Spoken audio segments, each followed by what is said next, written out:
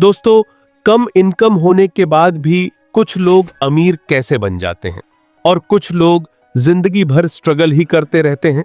सोच के देखो, दोनों लोग एक ही सिटी में रहते हैं, दोनों की सैलरी भी लगभग सेम है, फिर भी एक बंदा 5 साल में कार ले लेता है, अपना घर बना लेता है, और दूसरा बंदा ईएमआई, रेंट और किराने के चक्कर में ही अटका रहता है। आखिर इतना फर्क क्यों? क्या सिर्फ ज्यादा इनकम होने से पैसा बचता है या कुछ लोग पैसा अलग तरीके से बचाते हैं? आज के वीडियो में हम बात करने वाले हैं how to save money with low income, मतलब कम सैलरी में भी पैसा कैसे बचाएं।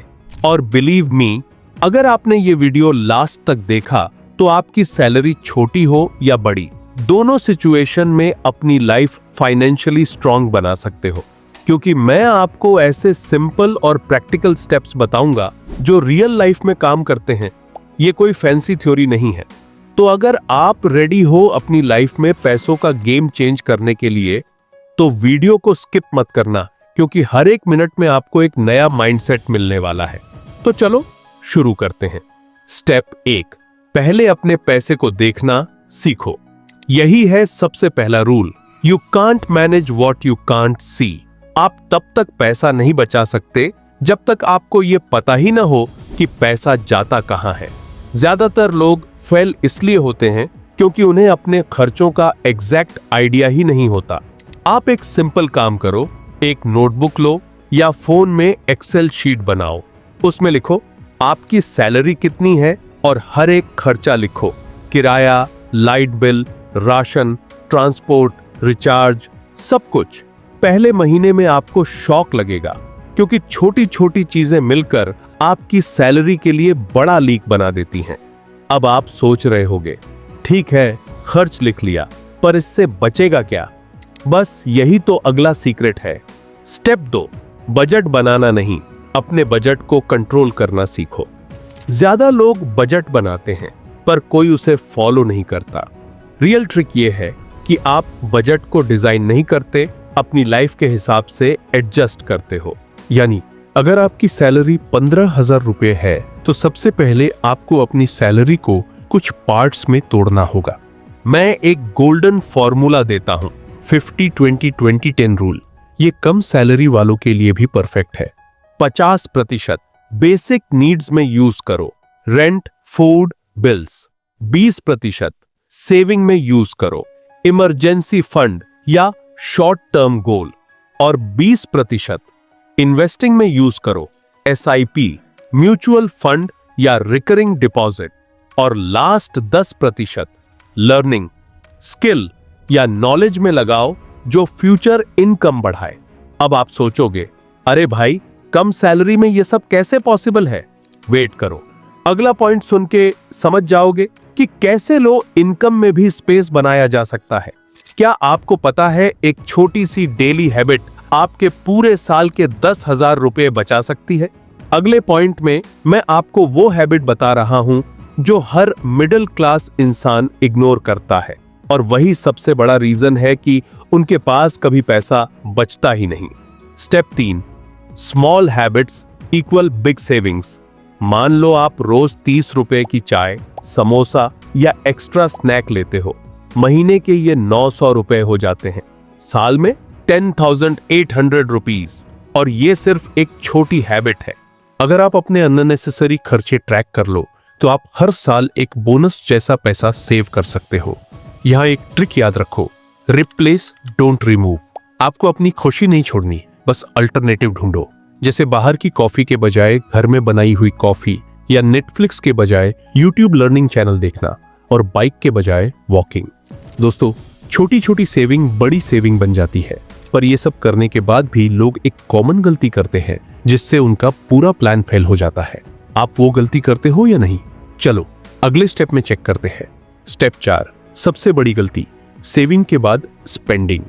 ज्यादातर लोग सैलरी मिलते ही पहले खर्चा करते हैं, फिर पैसा बचा तो सेव करते हैं। पर सक्सेसफुल लोग उल्टा करते हैं, वो पहले सेविंग निकालते हैं, फिर बाकी पैसा खर्च करते हैं। इससे उनका माइंड एडजस्ट हो जाता है कि मेरे पास इतना ही खर्च करने लायक पैसा है। सैलरी मिलते ही अपने अकाउंट में से सेविंग अमाउंट को अलग अकाउंट में ट्रांसफर कर दो। जब वो पैसा आंखों से दूर होता है तो उसे खर्च करने का मन भी कम होता है। अगर आपको ये टिप्स यूजफुल लग रही हैं तो एक लाइक जरूर कर देना। ये मुझे मोटिवेट करता है आपके लिए और ऐसे ही रियल फाइनेंस वीडियोस बनाने के लिए। अब चलो, अगला स्टेप और भी इंटरेस्टिंग है। Step 5, mindset change, poor thinking और स्मार्ट थिंकिंग। पुअर थिंकिंग होती है मेरे पास कम पैसा है, मैं क्या कर सकता हूँ। वही स्मार्ट थिंकिंग होती है मेरे पास जितना पैसा है मैं उसे कैसे मल्टीप्लाई कर सकता हूँ। यही माइंडसेट रिच बनाता है दोस्तों। आपका गोल सिर्फ पैसा बचाना नहीं होना चाहिए, बल्कि ये सोच होनी चाहिए कि पैसा मेरे लिए काम करे। जैसे अगर आप 500 रुपए भी इन्वेस्ट करते हो मंथली SIP में, वो कंपाउंड होकर 5 साल में 45,000 रुपए तक बढ़ सकता है। और अगर आप कंसिस्टेंटली SIP करते रहे तो यही आपके फाइनेंशियल फ्रीडम का बेस बनेगा। पर क्या सिर्फ सेविंग और इन्वेस्टिंग से आप फाइनेंशियली फ्री हो जाओगे? नहीं, कुछ और स्टेप्स हैं जिन्हें ज्यादातर लोग इग्नोर कर देते हैं और वही गेम चेंजर है। स्टेप 6, स्किल इन्वेस्टमेंट, सबसे पावरफुल एसेट। लो इनकम होने के बाद सबसे इंटेलिजेंट स्टेप होता है अपने स्किल में पैसा लगाना, क्योंकि स्किल एक ऐसी चीज है जो आपको लाइफ टाइम रिटर्न देती है। सोचो, अगर आप 500 रुपये महीने किसी ऑनलाइन कोर्स में लगाते हो और वो स्किल आपकी सैलरी 2,000 रुपये बढ़ा दे तो रिटर्न कितना ज्यादा हुआ। यही डिफरेंस है जो पुअर और रिच के बीच होता है। रिच लोग अपने दिमाग में इन्वेस्ट करते हैं, लेकिन कौन सा स्किल आपके लिए बेस्ट है वो आपको आगे बताता हूं। पर पहले एक माइंडसेट हैक सुनो जो लो इनकम वालों के लिए गोल्ड जैसा है। Step 7, value mindset versus expense mindset.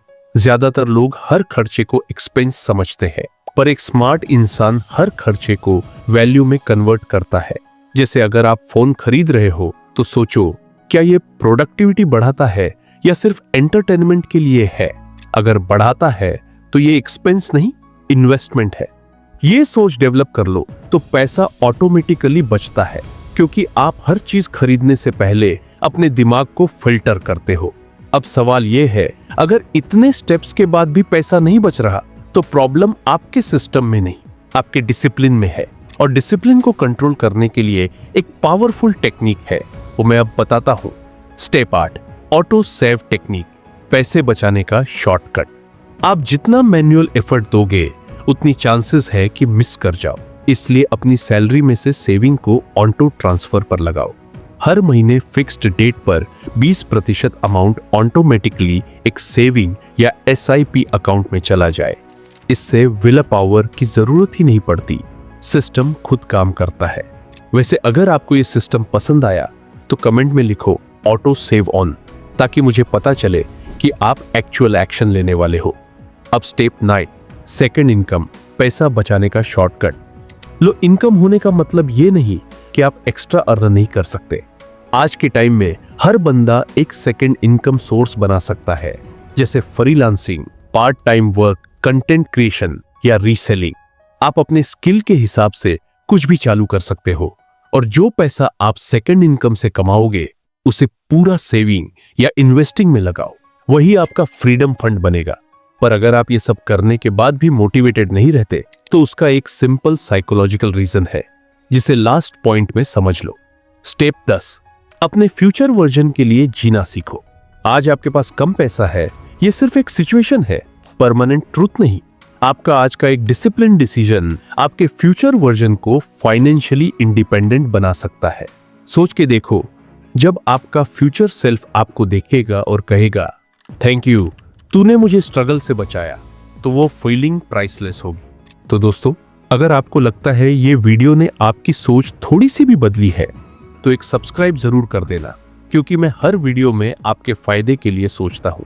Like और कमेंट करना मत भूलना, ताकि मुझे पता चले कि आप मनी नॉलेज फैमिली का हिस्सा हो। और याद रखो, इनकम कम हो सकती है लेकिन सोच बड़ी होनी चाहिए, क्योंकि पैसा बचाने की शुरुआत सैलरी से नहीं, सोच से होती है।